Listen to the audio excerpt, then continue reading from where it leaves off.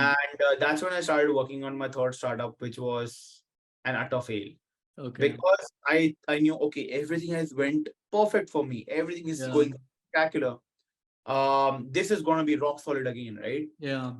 But right from me hiring my team to like making every decision, building Hmm. wrong product at the wrong time, Hmm. building a horrible product. Hmm. My CTO sort of cheated on me. Uh, Hmm. every decision that you can possibly think of can go right. Man.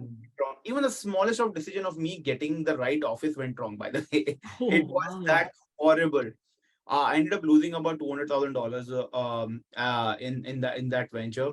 But more importantly, I lost a lot of reputation because I ended up launching an alpha product because someone influenced me to do so. Again, No. another wrong Yeah. decision.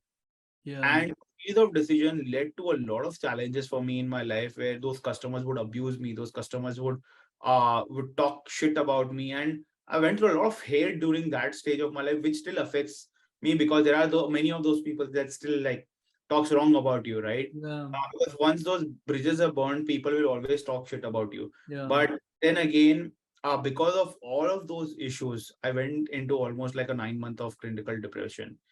Hmm. Came to a point where I thought I don't know if I even want to live anymore. Yeah. But then the moment you start having such thought, the only thing that comes in your mind is your family, Yeah. right? You cannot affect your family. And eventually I started trying to find my answers. Hmm. And I think one of the most critical video that sort of like really changed my life was the video from Simon Sinek, Okay. where he spoke about what's your why. Yeah. The whole time I was asking wrong questions instead of asking why. I And remember. when I looked for why my SaaS failed, I Okay. landed on this article by Lighter Capital, Uh-huh. the biggest debt fund VC for SaaS companies in US. Uh-huh. And they said that 92% of the SaaS companies fail within the first 3 years. When Okay. I read that, I was like, that's me, right? That 92% is me. I Yeah. did not Yeah. see anything else. I was just like I was trying to connect some dots, and Yeah. I started finding my answer. That was the first answer that I got. That okay, now that I'm in 92%, what do I have to do to get into the 8%? 8%. Yeah. And that's when my research changed. My Okay. research went to much deeper. I started finding out more things, Hmm. what's happening in the industry. Hmm. And when I figured out everything, I ended up building Pitchground. Amazing. So Wow. Pitchground is that Yeah. SaaS marketplace, Uh-huh. basically, where we are just catering and connecting those early stage SaaS companies Yeah. to early adopters. So when I started researching more, I saw that there are a bunch. There are three different phases, right, Okay. of initial SaaS companies. Okay. Are the innovators. Yeah. Innovators are the ones who would adopt the product at an alpha stage. Okay. Hmm. Then there are early adopters. Hmm. Early adopters are someone who would adopt your product at an beta stage, Okay. right? And then you have the actual real users who would then adopt your product once the product is mature. Uh-huh. Those are the three different phases. And I was like, Yeah. why don't I focus on these early adopters? Because they are the ones who wants to move fast. Yeah. Are the ones who wants to adopt the latest technology. Yeah. They are the ones who are already aware of the technological advancement happening. They Hmm. are the ones who are ready to spend money as well because they have money. Yeah. And they are the ones who would actually talk about you everywhere. Exactly. If you crack them, then your word of mouth becomes easier. Yeah. Absolutely. Yeah. And this is exactly what every single early stage SaaS company wants, right? So Yeah. that sort of became our tagline that let a pitch ground help you raise your seed capital without losing any equity. And that sort of hook Yeah. really hit every SaaS company founder very hard because they were like, "Ah, I finally do not have to give up my equity. Yeah. Let's work with them."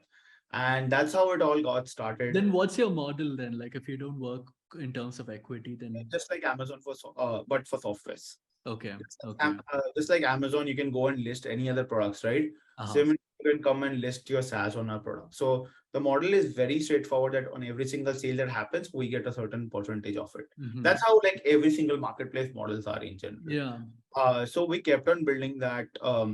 And so far till date in the last 4 years, in fact, this 25th of September, we're going to complete our 4 years Amazing. officially. Uh, Yeah. so September is 2018 is that date that changed my life. I might forget my birthday, but September 2018 is a date that is embedded in my head, deep root. Uh, Uh-huh. so so far we've crossed over $8 million in sales as of now. Wow, We're on congratulations. way of $5 million already at Pitchground.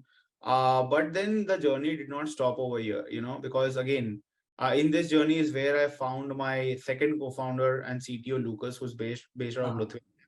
He's an Uh-huh. ex Google and NASA developer. So, and he had a very similar background like me, where he created a SaaS while also working over there, and he couldn't acquire customers. He couldn't Uh-huh. get the good tech, right? Yeah.